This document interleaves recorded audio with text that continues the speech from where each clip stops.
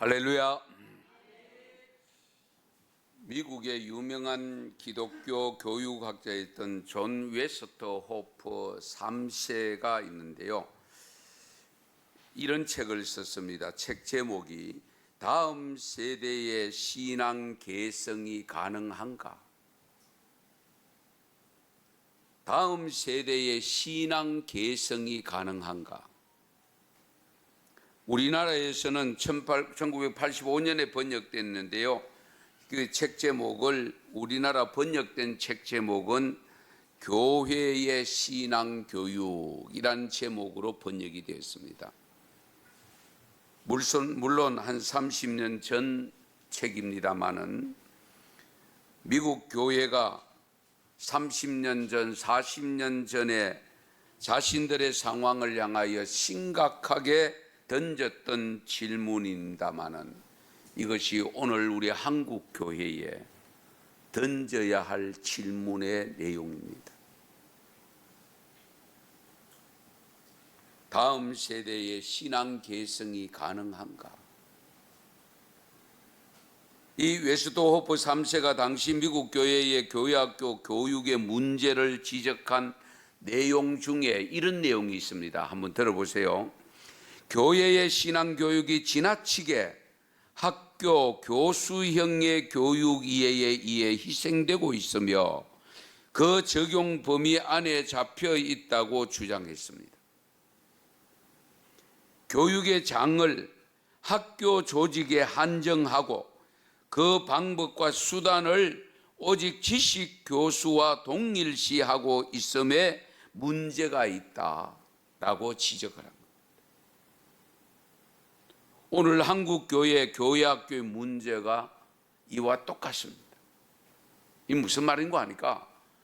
우리가 계단공과 그래서 영아부, 유아부, 유치부, 유년부, 초등부, 소년부, 중등부, 고등부, 청년부, 이거는 인간의 발달 심리학적 측면에 의해서 그 이론에 의해서 만든 것입니다. 물론 우선은 수준에 맞는 내용으로 가르치겠다고 하는데 누가 반대하겠습니까마는 그것이 오히려 신앙교육이 학교 교육의 장을 끌어들어와서 오히려 어렵게 만들고 있고 대를 잇지 못하게 만들고 있다 하는 것을 이야기하면서 무슨 이야기를 하는 거 하니까 성령은 어린아이부터 실버팀 어른에 이르기까지 성령이 임하면 같은 수준의 경험과 체험을 할 수 있고 같은 신앙의 수준에 이를 수 있다는 거예요. 이거 우리가 깊이 해야 돼요. 저도 나름대로 기독교 교육을 냈지만은 늘 안타까움이 그 모습이었거든요. 물론 지식적으로는 이해하기 이성적인 이해는 단계별로 맞습니다. 그러나 우리는 성령의 능력을 믿는 사람들입니다. 성령을 받으면 어린아이도 방언을 하고 하나님이 성령께서 은사를 주시면 우리가 연령과 상관없이 믿음의 수준을 이룰 수가 있거든요.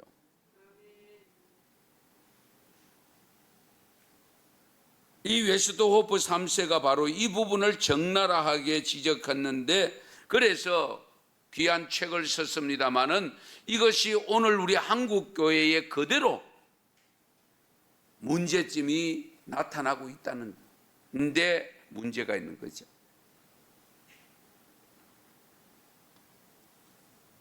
우리 믿음의 가정의 자녀들은 다 신앙생활을 잘 하고 있는가 하는 질문을 던질 때에 여러분은 무엇이라고 대답하겠습니까? 예라고 대답할 수 있겠습니까? 아니면 아니요라고 대답하겠습니까? 이런 사실을 감안하면 우선 믿음의 가정에서 대를 잇는 신앙의 훈련이 필요합니다.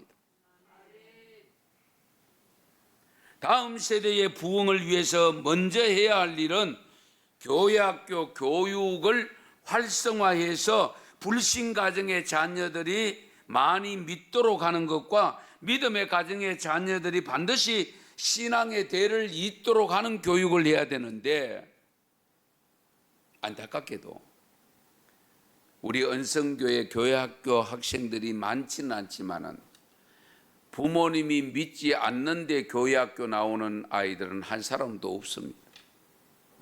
우리 교회학교 선생님들 있습니까? 부모님은 안 믿는데 우리 교회학교에 출석하고 있는 학생들이 있느냐는 겁니다.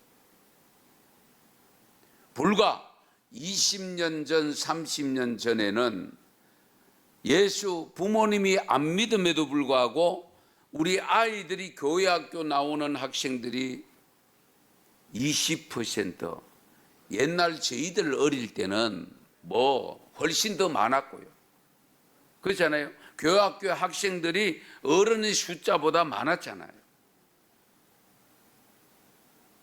그런데 지금은 예수를 믿는 믿음의 가정의 자녀들조차도 교회학교에 안 나오고 있는 아이들이 있잖아요.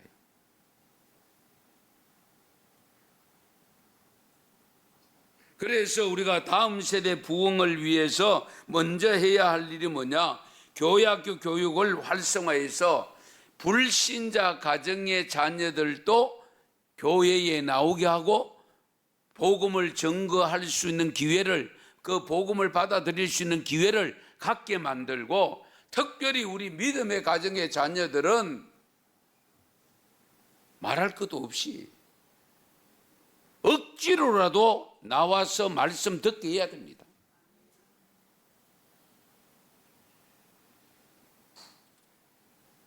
대학 입시를 위해서, 자녀들의 취직 시험을 위해서는 밤을 새우고 기도해주고 철학하며 기도해주고 금식하며 기도해주면서도 신앙을 갖게 하는 데는 그렇지 못하다고 하면 우리가 회개해야 됩니다.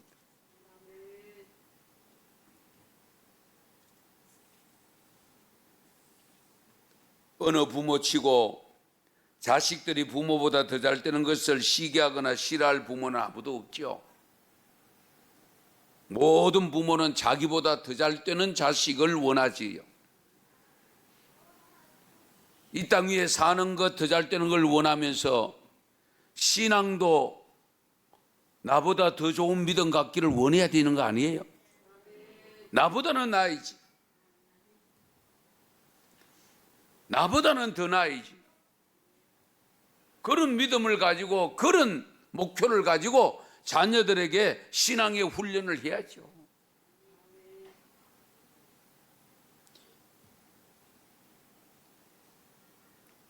믿음을 버린 자녀들, 믿음을 회복하게 만들고, 교회를 떠났던 자녀가 다시 교회를 돌아오게 만들고, 믿음을 가지지 않고 있는 자녀가 있다면 믿음을 갖게 만드는 일을 위해서 눈물로 금식하면서라도 기도하셔야 됩니다. 자식은 여호와께서 주신 기업이라고 했잖아요. 기업이 잘 돼야 되는 거 아니에요? 여러분 가지고 있는 기업이 망하면 되겠어요? 흥왕해야죠. 갈수록 잘 돼야 되죠. 여호와가 주신 기업이라고 했습니다.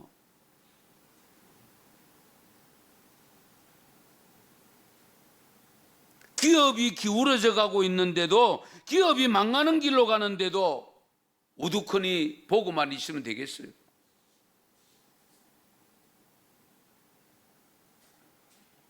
우리 가정을 믿음의 명가로 만들어 가야 될 줄 믿습니다. 믿음의 명가로. 그러기 위해서 부모인 저와 여러분들이 먼저 이름 있는 믿음을 가지려고 노력해야 됩니다. 믿음 좋은 성도로 소문이 나야 됩니다. 우리 자녀들이 대를 이어서 하나님을 섬기고 하나님의 복을 받고 하나님께 쓰임받는 사람들이 되는 것이 우리 부모들의 꿈이 되고 기도의 제목이 되어야 될 줄로 믿습니다. 세상의 달콤한 유혹 앞에서, 세상의 온갖 시련과 역경 앞에서 믿음을 지키면서 나는 예수 그리스도를 믿어요 라고 자신 있게 고백할 수 있는 자녀로 만들어 가야 됩니다. 은성교회 교우들 가정에서 자라는 자녀들에게서 나는 예수 그리스도를 믿어요 라고 누구 앞에서든지 고백할 수 있는 자녀들로 대를 이어가는 신앙의 가문으로 만들어 갈 수 있기를 축원합니다. 여러분 기억하실지 몰라도 워낙 쇼킹한 사건이기 때문에 저는 기억하고 있는데요. 1999년입니다. 20년 전 이야기인데요. 4월 20일 우리 미국에서 전 세계를 놀라게 한 총기 사건 이야기입니다. 고등학교 총기 사건 이야기. 12명의 희생자를 내었던 사건인데 캐시 버널이라고 하는 소녀 이야기 기억나십니까? 캐시 버널. 총을 든 남학생이 총뿌리를 겨누면서 하나님을 믿느냐? 예스! 빵! 하고 쏴버렸습니다. 그 자리에서 숨겨. 너 한마디만 하면 얼마든지 살아날 수 있었음에도 불구하고 너 하나님을 믿느냐? 총뿌리 앞에서도 예스라고 대답하는 순간에 이 캐시 버널 소녀가 그 자리에서 생명을 잃습니다. 그런데요, 총격을 받던 그날에 이 캐시 버널이 자기 친구에게 건넨 쪽지가 있었는데 이렇게 적혀 있습니다. 나는 오로지 하나님을 위해 살고 싶어. 진심이야. 힘들고 두렵겠지만 그만한 가치가 있다고 생각해. 죽기 전에 친구에게 건넨 쪽지의 메모입니다. 세상을 떠난 후에 또 발견된 내용이 있는데요. 1년 전, 그러니까 1998년도에 노트에 기록된 내용에 이런 내용이 있었습니다. 그 캐시 버널 소녀 노트에. 나는 내가 가야 할 방향으로 떼밀려 가고 있다는 느낌이 든다. 그것은 나를 실망시킬 수도 있다. 하지만 또한 보람도 있을 것이다. 나는 나의 하나님을 위해 죽고 싶다. 나는 나의 믿음을 위해 죽을 것이다. 그것은 나를 위해 돌아가신 예수님을 위해 내가 할 수 있는 가장 작은 일이다. 총뿌리 앞에서 하나님을 믿느냐고 했을 때 예스라고 대답하는 것이 한순간의 사건이 아니라는 겁니다. 평소에 이미 그 마음속에 이 순교자적 믿음을 갖고 있었다. 훈련을 하고 있었다. 그 남긴 글 속에서 나는 나의 하나님을 위해 죽고 싶다. 나는 나의 믿음을 위해 죽고 싶을 것이다. 죽을 것이다. 그것은 나를 위해 돌아가신 예수님을 위해서 내가 할 수 있는 가장 큰 일이 아니고 가장 작은 일이라고 했습니다. 얼마나 멋있습니까? 이런 것을 보면 정말 하나님을 믿느냐고 했을 때에 예스라고 대답할 수 있었던 것이 한순간의 일로 아니고 평소에 훈련된 모습이었다 하는 것을 알 수가 있습니다. 바로 이 캐시 버널이 고백한 고백으로 살아갈 수 있는 우리 믿음의 자녀들로 양육해야 되지 않겠습니까? 오늘 본문 아브라함이 이삭을 낳고 이삭이 야곱을 낳고 야곱이 12아들 12지파로 낳았는데, 특별히 요셉이 아버지 앞이 볼 수 없는 아버지 앞에 가서 두 아들 데리고 와서, 우리가 그때 오른손은 항상 상징적이잖아요. 예? 능력의 상징이거든요. 그래서 장남의 머리에다가 아버지 손을 오른손을 얹고 왼손을 차남에다가 얹으려고 하는데 아버지는 자꾸 거꾸로 갑니다. 오늘 본문 말씀 내용을 보면 요셉이 이해가 안 되잖아요. 그런데 야곱은 두 손자의 머리에 손을 얹고 기도드리는데요, 세 가지 고백을 합니다. 15절 16절에 보면 내 조부 아브라함과 아버지 이삭이 섬기던 하나님, 두 번째는 나의 출생으로부터 지금까지 나를 기르신 하나님, 그리고 세 번째는 나를 모든 환난에서 건지신 여호와의 사자라고 고백하고 있습니다. 여기서 믿음의 대를 잇는 모습의 고백이 첫 번째 고백입니다.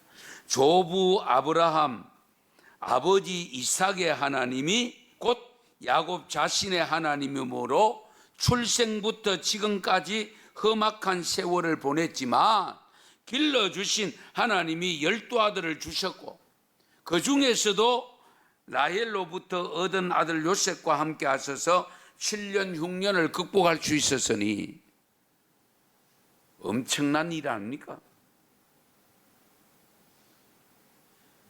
그 하나님을 고백하고 있는 내용입니다. 그래서 손자에게 축복한 내용이 16절을 한번 같이 읽으실까요? 16절 같이 읽겠습니다. 나를 모든 환난에서 건지신 여호와의 사자께서 이 아이들에게 복을 주시오며 이들로 내 이름과 내 조상 아브라함 이삭의 이름으로 칭하게 하시오며 이들이 세상에서 번식되게 하시기를 원하나이다. 아멘. 엄청난 복을 선포합니다. 이 말씀의 내용을 보면 아브라함과 이삭과 구원의 언약을 맺으신 것처럼, 그리고 야곱 자신과도 구원의 언약을 맺은 것처럼 이 두 손자들도 하나님의 구원에 참여하도록 해달라는 기도. 내 조상 아브라함과 이삭의 이름으로 칭하게 하시며, 아브라함과 이삭과 같은 믿음의 사람이 되게 해달라는 거예요. 이것은 바로 영적인 복입니다. 영적인 복. 우리는 육적인 복을 갈망할 때가 많고, 대부분 복을 선언해도 육적인 복을 이야기할 때가 많은데, 여기 보면 야곱은 영적인 복을 선포하고 있습니다. 갈라디아서 3장 7절에 이런 말씀이 있습니다. 믿음으로 말미암은 자는 아브라함의 자손이다. 믿음으로 말미암은 자는 아브라함의 자손이다. 그리고 갈라디아 3장 29절에 보면 너희가 그리스도의 것이면 곧 아브라함의 자손이요 약속대로 유업을 이을 자니라. 그리스도의 것이 되었다. 그리스도를 믿는 자가 되었다, 그 말이잖아요. 그러면 아브라함의 자손이다. 그러면 약속대로 유업을 이을 자다. 그러면서 9절에 보면 믿음으로 말미암은 자는 믿음이 있는 아브라함과 함께 복을 받는다고 했습니다. 아브라함과 함께 복을 받는다.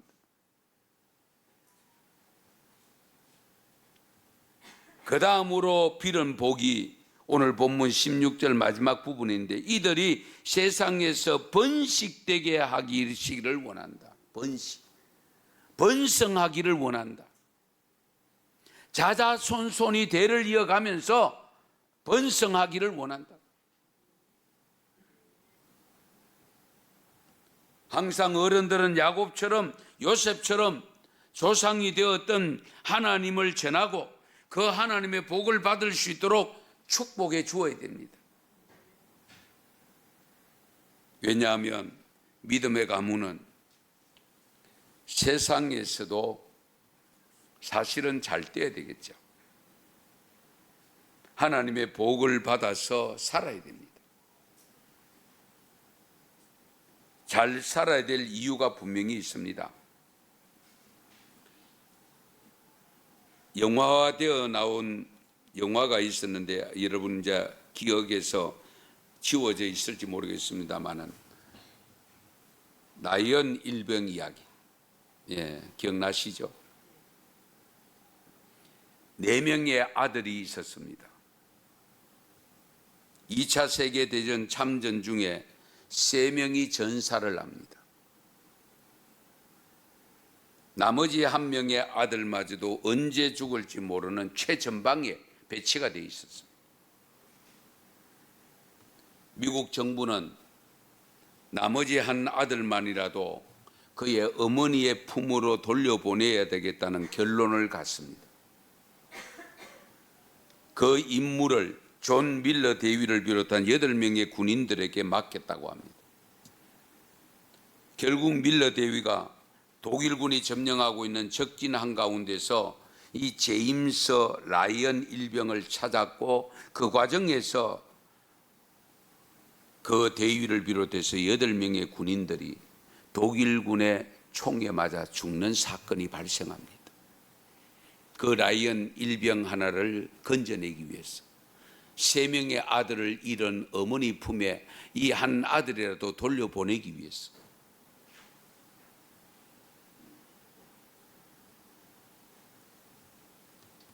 그런데 이 밀러 대위가 마지막 숨을 거두면서 라이언 일병의 귀에다 대고 이렇게 말을 남깁니다. 라이언, 꼭 살아서 돌아가. 그리고 잘 살아야 돼. 어느덧 수십 년이 흘러서 라이언 일병이 머리가 희끗희끗한 노인이 됩니다. 백발 노인이 되어져서 부인을 비롯한 많은 자녀들과 자녀손들이 다복한 모습으로 자기를 살리기 위해서 싸우다 죽은 밀러 대위의 묘지를 찾습니다. 그 앞에서 이렇게 고백합니다. 대위님, 다리에서 하신 말씀을 매일 생각했습니다. 그래서 최대한 잘 살려고 노력했고 그런 대로 잘 살았다고 생각합니다. 최소한 대위님의 눈에 대위님의 희생이 헛되지 않아 보였기를 바랍니다.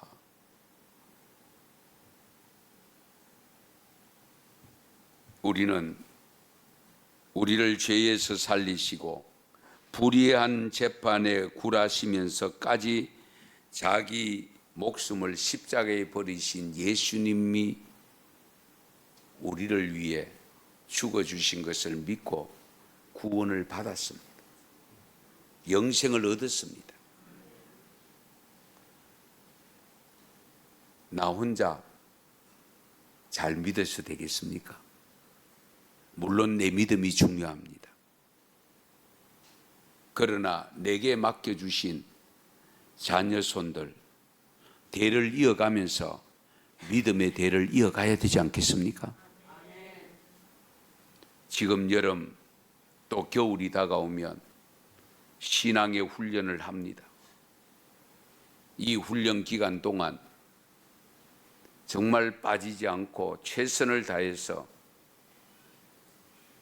정말 훈련 받도록 하는데 헌신해야 되고, 그래서 나보다도 더 좋은 믿음으로 더 하나님 앞에 사랑받는 자녀들로 양육해 가는 우리 언성교회 가정들이 될 수 있기를 축원합니다. 축복합니다. 기도드리겠습니다.